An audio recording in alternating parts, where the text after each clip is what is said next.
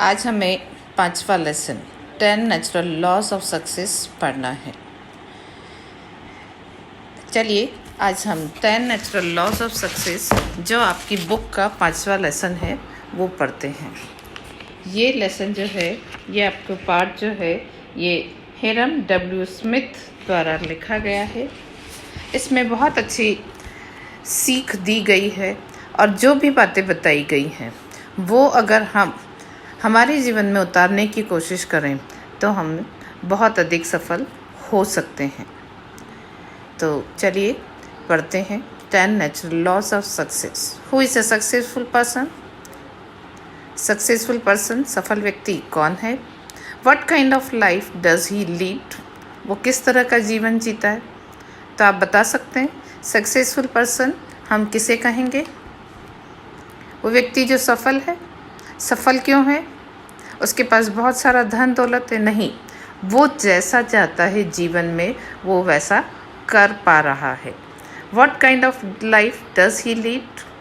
किस तरह का जीवन जीता है वो एक आराम की ज़िंदगी जीता है, सुख की ज़िंदगी जीता है, क्योंकि वो वही करता है जो वो चाहता है। आइए हम इस लेसन को पढ़ते हैं। जैसे कि आपको दिख रहा है इसमें 10 सीढ़ियाँ बनी हुई हैं, यानी प्रगति के लिए आपके लिए ये सीढ़ियाँ हैं। Natural laws like gravity are fundamental patterns of nature and life. They describe things as they really are, as opposed to how we think they are or how we wish they are. Natural laws क्या हैं? Gravity का नियम, गुरुत्वाकर्षण का नियम आपने पढ़ा होगा। तो ये जिस तरह से ग्रेविटी हमारे नेचर और लाइफ, जीवन का और प्रकृति का फंडामेंटल मूलभूत पैटर्न है, इसी तरीके से नेचुरल लॉज जो हैं वो भी हमारे जीवन का मूलभूत या बेसिक पार्ट हैं। They describe things as they really are, और वे चीज़ों का वर्णन करते हैं एज दे रियली आर, जैसे कि वे वास्तव में हैं, as opposed to how we think they are, और इसके विपरीत कि हम इन्हें कैसा सोचते हैं। कई बार हम चीज़ें सोचते हैं कि चीज़ें ऐसी होंगी पर वो वैसी नहीं होती। और how we wish they were, और कई बार हम सोचते हैं कि चीज़ें वैसी हो जैसे कि हम चाहते हैं, परंतु वे जैसी हैं वैसी होती हैं, हमारे चाहने से या न चाहने से वैसा नहीं होता है। Whether we agree with them or not, these laws ultimately govern our lives and operate independent of our awareness or wishes. तो ये जो लॉज हैं ये ऑपरेट होते हैं हमारे जीवन में, ये लागू होते हैं, हम इनसे एग्री हों, सहमत हों या न हों। ये अल्टीमेटली अंततः हमारी लाइव्स को गवर्न करते हैं, हमारी जीवन पर शासन करते हैं। Obeying them can help us gain control of our lives. Obeying them, उन्हें मानना हमारे जीवन का कंट्रोल हमारे हाथ में ला सकता है। इम्प्रूव आवर रिलेशनशिप, हमारी रिलेशनशिप्स को इम्प्रूव कर सकता है, सुधार सकता है।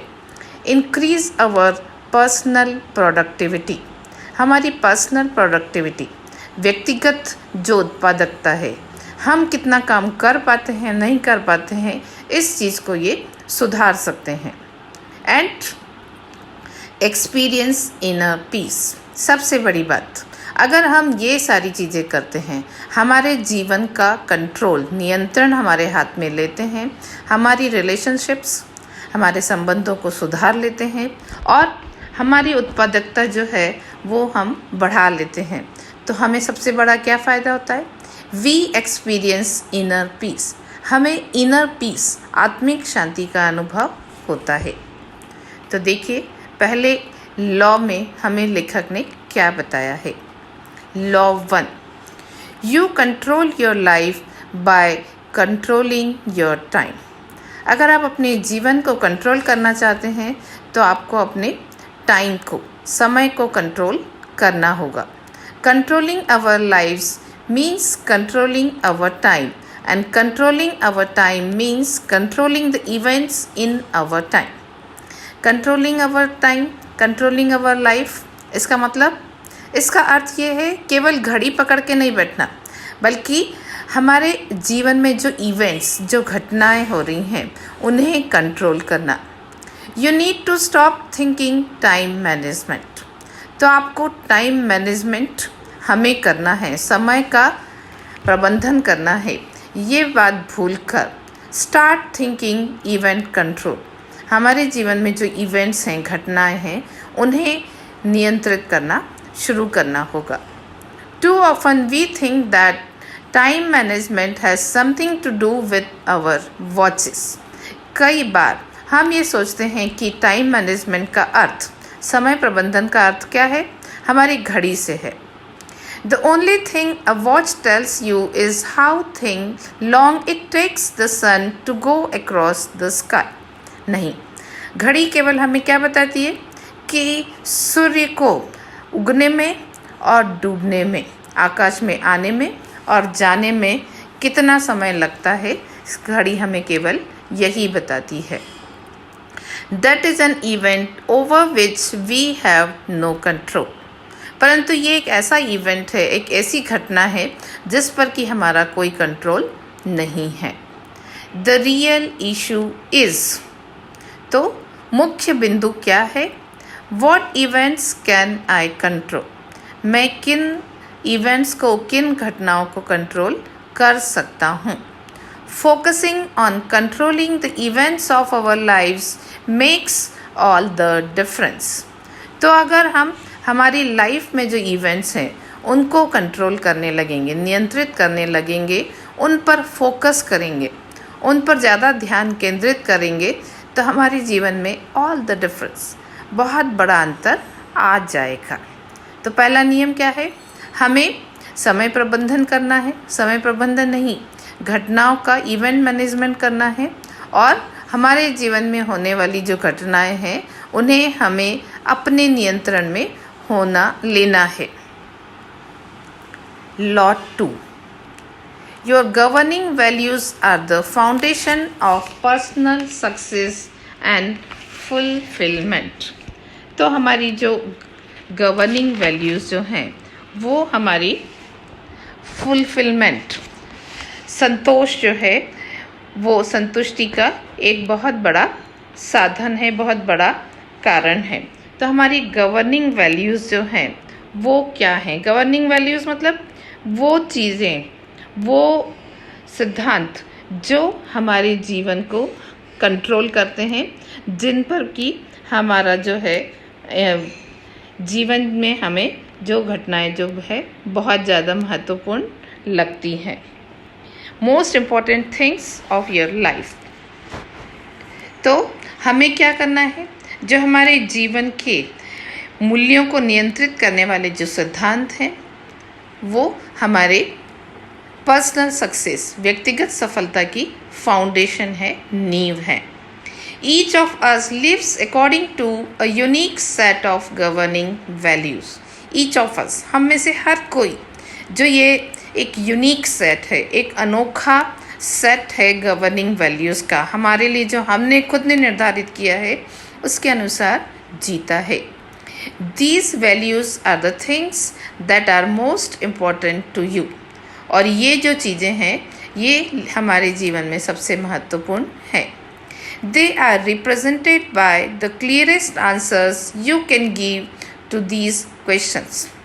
और कुछ प्रश्न दिए जा रहे हैं, इनके उत्तर से आपको आपके गवर्निंग वैल्यूज़ के बारे में क्लियर आंसर मिल जाएंगे। What are the highest priorities in my life? Priority, something more important than the other things. हमारे जीवन की प्राथमिकताएं। तो आपके जीवन की जो प्राथमिकता है, सबसे पहली चीज़ जो आप चाहते हो, हाईएस्ट प्रायोरिटी आपके जीवन में क्या है? And of these priorities which do I value most? इन सभी प्रायोरिटीज़ में हो सकता है एक से अधिक हो, 2 हो, 4 हो, तो सबसे ज़्यादा वैल्यू, सबसे ज़्यादा कीमत आप किन की करते हैं? Even though our governing values are our highest priorities, there often exists a gap between these ideals and our present realities. ये हमारे लिए हाईएस्ट प्रायोरिटीज़ हो सकती है, परंतु फिर भी इनके अंदर और जो हमारे जो प्रेजेंट रियलिटीज़ हैं, आज की जो हमारी रियलिटीज़ हैं, उनमें अंतर हो सकता है। जैसे आपकी हाईएस्ट प्रायोरिटी है कि मुझे कक्षा में फर्स्ट 5 में आना है, परंतु आपके जीवन की रियलिटी क्या है? अभी आप पढ़ाई करने की जगह पूरे समय टीवी देख रहे हैं या फेसबुक चला रहे हैं। तो आपने क्या किया? जो प्रेजेंट रियलिटीज़ है उनको आपने ध्यान नहीं दिया है। Our performance relating to those values is never perfect. हमारा परफॉर्मेंस, प्रदर्शन जो है इन वैल्यूज़ के लेकर, वो हमारे लिए कभी भी परफेक्ट नहीं होता। But as we improve we bring together what we do and what we value. परंतु धीरे धीरे जब हम कोशिश करते हैं, इम्प्रूव करते हैं, सुधार करते हैं, तो हम जो करते हैं और हम जो वैल्यू करते हैं, हम जो महत्वपूर्ण मानते हैं, उन चीज़ों में हम एक रूपता लाते हैं। हम दोनों चीज़ों को एक रास्ते पर लाते हैं ताकि हम हमारे उद्देश्य पूरे कर सकें। Law third, when your daily activities reflect your governing values, you experience inner peace. आपको इनर पीस, आत्मिक शांति का अनुभव कब होता है? जब आपकी डेली एक्टिविटीज़, रोज़ की जो आप कार्य करते हैं, वो रिफ्लेक्ट करती है, प्रतिबिंबित करती है, दर्शाती है। क्या दर्शाती है? आपकी गवर्निंग वैल्यूज़ को, आपके सिद्धांतों को। तो आपको अच्छा लगता है। जैसे आप सोचते हैं कि मुझे अच्छे नंबर आए और आपने आज बहुत अच्छे से पढ़ाई की, तो आपको अपने मन के अंदर एक आत्मिक शांति का अनुभव होगा। Once you identify your governing values, you must do something about them. एक बार जब आप अपनी गवर्निंग वैल्यूज़ को आइडेंटिफाई कर लेते हैं, पहचान लेते हैं, तो आपको इन्हें प्राप्त करने के लिए कुछ करना होगा। Your values must find expression as measurable and achievable long range and intermediate goals. आपकी ये जो वैल्यूज़ हैं, इन्हें आपको एक्सप्रेशन देना है, अभिव्यक्ति देना है। कैसे? एज मेजरेबल, मेजरेबल नाप सके ऐसे, अचीवेबल जिन्हें कि प्राप्त किया जा सके, लॉन्ग रेंज।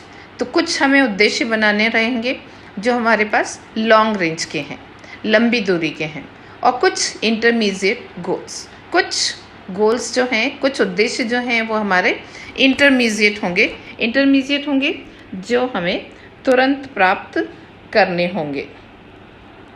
जैसे अगर मान लीजिए कि आपने सोचा कि मुझे क्लास में फर्स्ट रैंक लाना है, तो आप एकदम एक झटके से फर्स्ट रैंक नहीं ले पाएंगे। तो आपको क्या करना होगा? इसके लिए आपको लॉन्ग रेंज गोल्स बनाना पड़ेंगे, यानी धीरे धीरे आपको कोशिश करना होगी। और इंटरमीडिएट गोल, आज जो टेस्ट है, क्लास में जो टेस्ट है, उसमें मुझे बहुत अच्छा परफॉर्म करना है, मुझे पूरी ताकत लगानी है और साथ ही मुझे ज़्यादा से ज़्यादा नंबर स्कोर करना है, which can then be translated into daily task. फिर ये जो इंटरमीडिएट गोल्स हैं, इनको आपको डेली टास्क यानी निर्धारित कार्य, तो उस कार्य में आपको तब्दील करना होगा, ट्रांसलेट करना होगा। And will move you toward their achievement. और इस तरह से आप जो ये आपके लॉन्ग रेंज गोल हैं, उनके अचीवमेंट, उनको प्राप्त करने के प्रति आप आगे बढ़ेंगे। As you concentrate your time and energy on achieving tasks that have real meaning in your life. जब आप कंसंट्रेट करते हैं, अपना ध्यान केंद्रित करते हैं, अपना समय और ऊर्जा जो है वो इन कार्यों को करने में लगाते हैं that have real meaning in your life, जिनका कि आपके जीवन में वास्तव में कोई अर्थ है।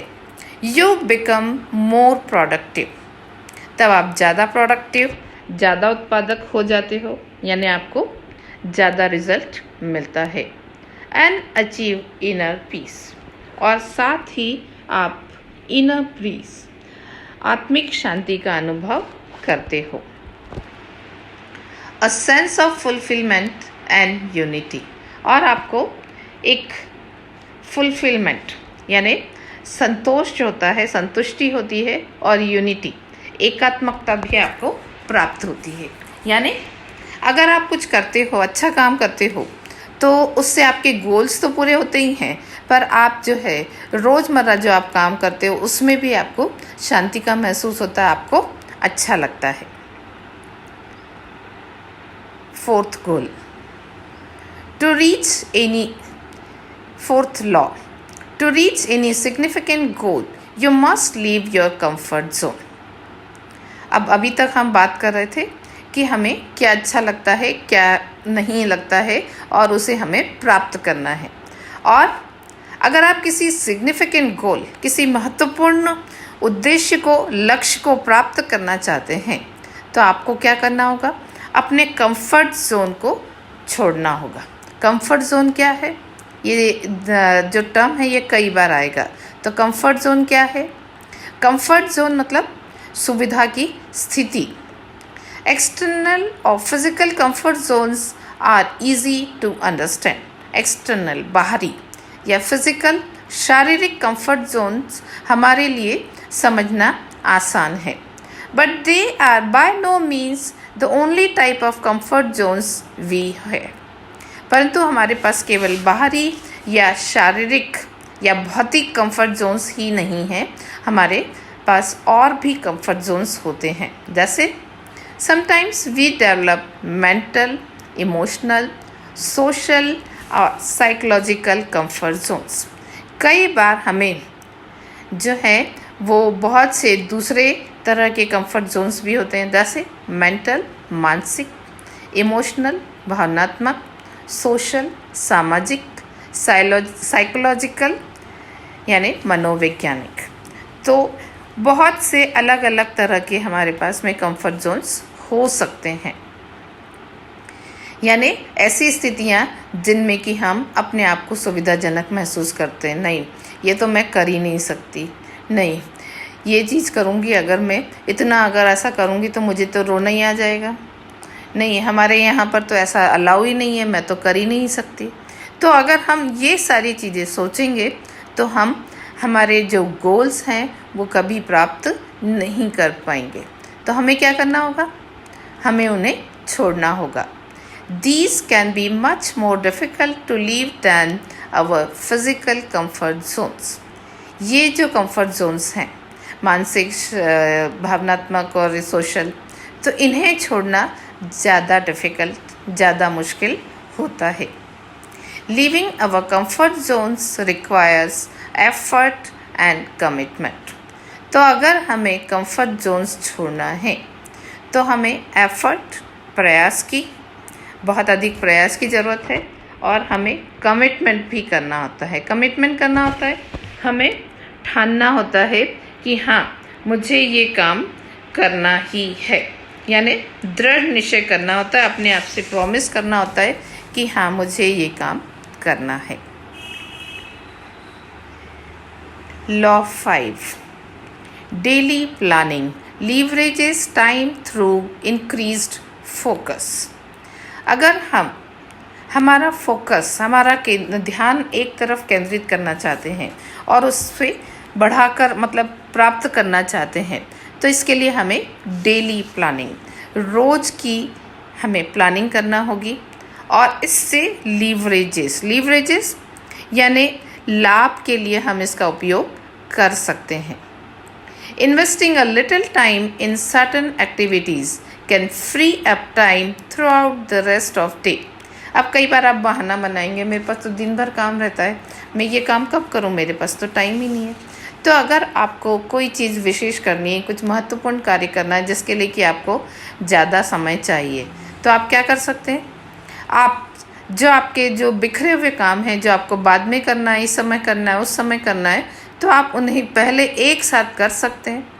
सो इन्वेस्टिंग अ लिटिल टाइम, अपना थोड़ा समय कुछ एक्टिविटीज़ में आप लगाएंगे तो आप through out the rest of the day, बाकी बचे हुए दिन में जो अपना समय है वो आप क्या कर सकते हैं? बचा सकते, फ्री कर सकते हैं। A daily planning session can act as a time level. तो रोज़ एक डेली प्लानिंग सेशन अगर आप रखते हैं, 5 मिनट आपने सोचा कि मुझे किस समय क्या क्या करना है, तो आपका जो वर्क एफिशिएंसी है वो बढ़ जाएगी। द कॉस्ट इज़ स्मॉल, इसकी जो कॉस्ट है, इसकी जो कीमत है डेली प्लानिंग की, वो कम है। Only 10 to 15 minutes a day, शायद आपको 10 से 15 मिनट लगे, but you will enjoy benefits all day long. परंतु आपको जो बेनिफिट्स मिलेंगे, जो लाभ मिलेंगे, उन्हें आप पूरे दिन उनका लाभ उठा सकते हो। Such as clearly defined task, सबसे पहला जो आपको लाभ होगा वो होगा कि आपकी जो टास्क है, आपका जो कार्य है, वो क्लियरली डिफाइन होगा, यानी निश्चित रूप से, मतलब पूरी तरह से स्पष्ट रूप से आपको मालूम होगा कि आपको क्या कार्य करना है। With deadlines increase focus on more important tasks, less time spent between projects, and a greater sense of accomplishment at the end of the day. आप क्या कर सकते हैं? डेडलाइंस बना सकते हैं, इस काम को मुझे तब तक निपटाना है, कल तक मुझे इतना काम पूरा करना है। अब आपका कल तक हो सकता है न हो, पर आपका हो सकता है 90% काम हो जाए। इंक्रीज फोकस, आप अपना फोकस, ध्यान जो है वो एक तरफ ज़्यादा केंद्रित कर पाएंगे। ऑन मोर इम्पॉर्टेंट टास्क, जो ज़्यादा महत्वपूर्ण चीज़ें हैं उनकी ओर। Less time spend between projects, 2 project के बीच में, 2 कार्यों के बीच में आप कम समय लगाएंगे। And a greater sense of accomplishment at the end of the day, और एंड ऑफ द डे, दिन के समाप्ति पर आपके पास में एक सेंस ऑफ अकम्पलिशमेंट, हमने कुछ प्राप्त किया, अकम्पलिश किया, इस बात की आपको अनुभूति होगी। तो इस तरह से आपने देखा कि अगर आप ये जो हैं इन नियमों का पालन करते हैं तो बहुत सारे लाभ हो सकते हैं। और ये नियम केवल किताब में लिखने के लिए नहीं है, ये हम हमारी जीवन में, वास्तविक जीवन में उतार सकते हैं। तो छात्राओं, आप इन्हें ध्यान से पढ़ें, समझें। बाकी का जो लेसन है, बाकी के जो 5 लॉज हैं, हम नेक्स्ट लेसन में, नेक्स्ट पीरियड में पढ़ेंगे। ध्यान से तब तक इसे पढ़िए, सुनिए, और अगर नहीं समझ में आए तो एक बार फिर से आप इस पूरे वीडियो को देखिए। आशा है कि आपको समझ में आएगा।